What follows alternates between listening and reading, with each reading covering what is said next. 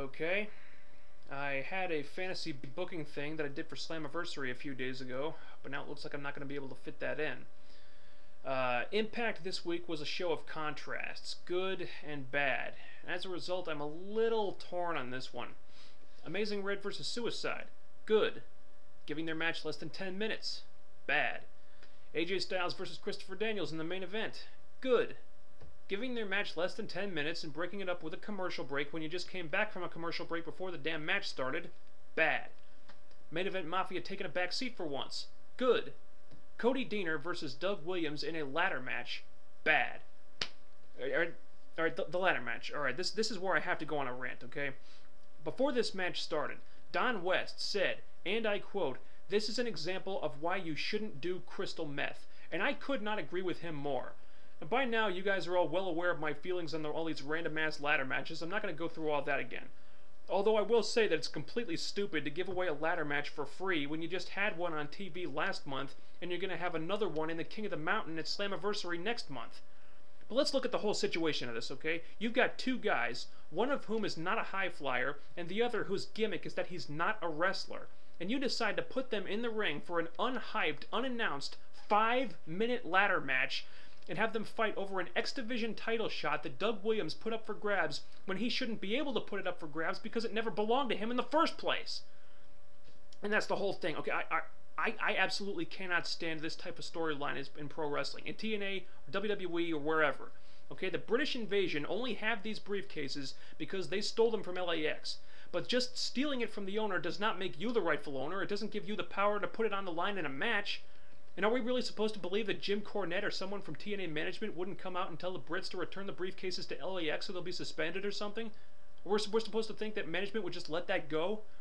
And plus, the whole thing with the briefcases is stupid to begin with because the title match contracts were already awarded to LAX after the Feast or Fired match. And after that happened, the briefcases the contracts came in became completely irrelevant. So you got Doug Williams and Cody Deaner, neither of whom are X Division competitors, in a ladder match fighting over an empty briefcase that 6 months ago contained an X Division title shot that belongs to Homicide. Now, I won't discount the effort of the wrestlers, alright? They worked hard for the time they were given.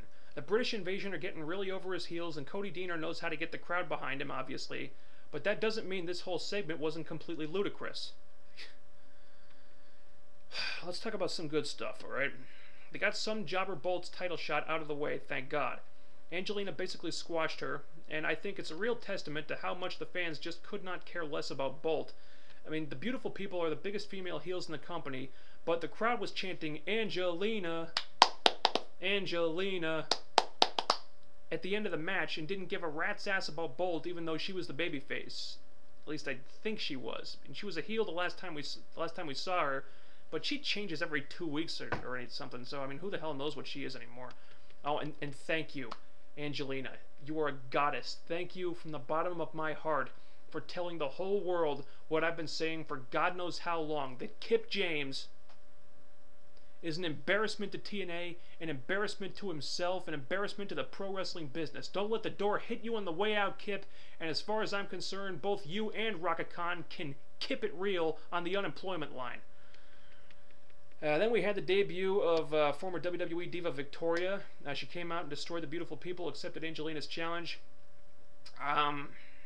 You know, I really wish I was more excited about this than I am. I mean, she looks like she's in great shape, and she got a big reaction from the crowd, so I'm not going to crap on this or anything. But it's been my opinion for a long time that TNA needs to stop relying on people from WWE and WCW and start focusing on creating new stars.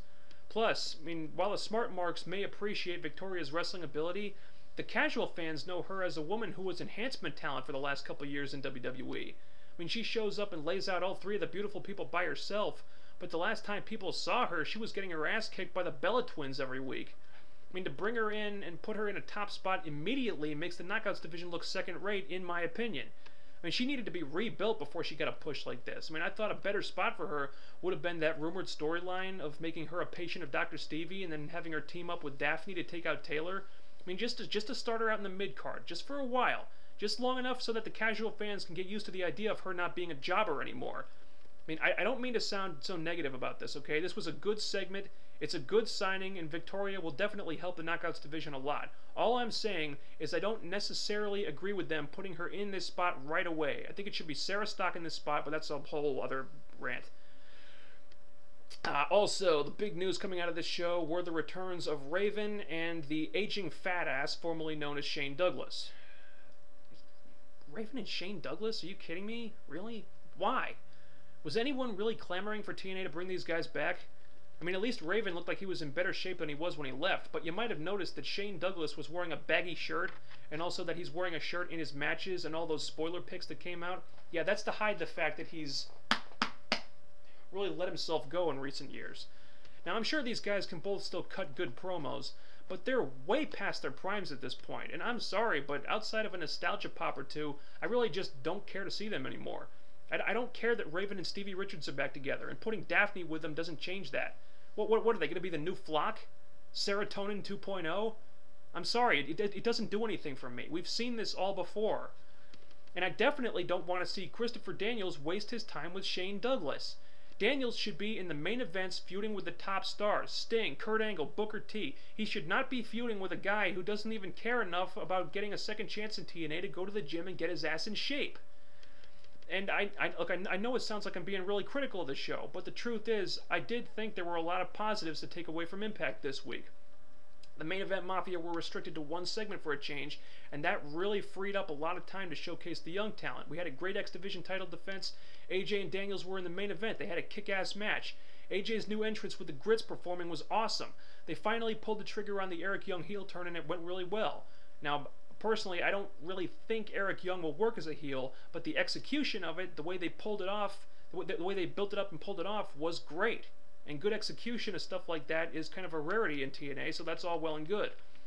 Also, I'm loving the fact that they're obviously building up to Joe versus AJ, but they're doing it really slowly. They tease it just a little bit at a time, and if you remember, it was around this time last year that they started building up to the Bound for Glory main event.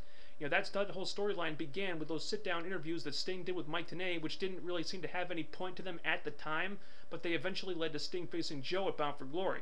That whole thing started around this time last year, and the way they're building this, I really think they could be doing Joe versus AJ. I mean, even if it's not for the World Championship, which I think it absolutely should be, I definitely think they could be having a match at that pay-per-view, which for me would take Bound for Glory 09 up 10 notches. So stay tuned on that one. And I'm going to close this video with a little WWE talk, because I just could not let this one go. I need to vent a little bit about some comments made recently by one Mr. John Cena. Apparently, he thinks that WWE critics are ignorant because they don't appreciate what a great show the WWE puts on and what amazing entertainers the WWE superstars are. And he also bitched out the people who criticized the Marine in 12 rounds. And you know what? Comments like these are the reason why I absolutely cannot stand John Cena. And I'm not going to comment on him defending his 2 movies because I didn't watch them. But as for the rest of Cena's little diatribe, I never had a problem with the man's work ethic. Okay, I appreciate that he works his ass off and that he's improved his wrestling skills somewhat. But the thing that bugs the hell out of me about this guy is that more than anything else, he is first and foremost a WWE fanboy. He grew up watching it, and in Cena's mind, the WWE is the be-all, end-all of pro wrestling, and anyone who thinks differently is just ignorant. Really? Cena, is that what you believe? So because I think the WWE product is god-awful, that makes me ignorant? So because I think it's stupid that you have Goldust and Hornswoggle working as a tag team, that makes me ignorant? So because I think it's asinine that you have Vicky Guerrero fighting Santina Marella for the title of Miss WrestleMania in a hog pen match at Extreme Rules, that makes me ignorant? It is not the fans or the critics that are ignorant. John Cena is the ignorant one because he absolutely refuses to acknowledge that his show sucks. I've been watching WWE for many years. I swear to God, it is the worst it has ever been right now. I can't even sit through Raw anymore. It's gotten that bad. I mean, Vicky Guerrero versus Santina in a hog pen match? Are you really going to pay money to see that? Because if you ask me, any WWE sheep out there that actually find that crap entertaining, that mindlessly accept this shit that Vince McMahon feeds them, that are actually going to order a pay-per-view to see garbage like that, they are the ignorant ones. Well, them and John Cena.